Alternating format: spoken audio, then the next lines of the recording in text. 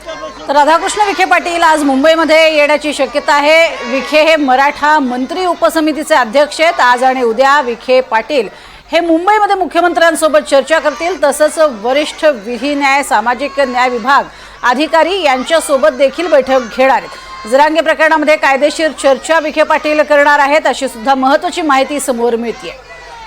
तर विखे पाटील हे अर्थातच मराठा मंत्री उपसमितीचे अध्यक्ष आहेत आणि त्या अनुषंगाने आज ते मुंबईमध्ये दाखल होण्याची शक्यता आहे आणि ते मुख्यमंत्र्यांनाही भेटतील। त्या पाठोपाठ आज आणि उद्या विखे पाटील हे मुंबईमध्येच असणार आहेत। इतकंच नव्हे तर वरिष्ठ विधी न्याय सामाजिक न्याय विभाग अधिकारी यांच्यासोबतही ते चर्चा करणार आहेत, बैठक घेणार आहेत। कशा स्वरूपात मनोज जरांगे पाटील यांच्या मागणीला न्याय दिला जाईल यासाठीचे प्रयत्न हे सरकारच्या वतीने सुद्धा सुरू असलेले पाहायला मिळत आहेत।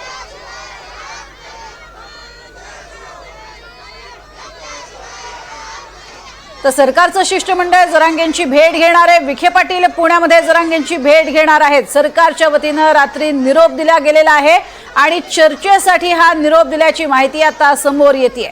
तर पुण्यामध्ये जरांगे पाटील आणि विखे पाटील यांची ही भेट होणार आहे। आज रात्रीच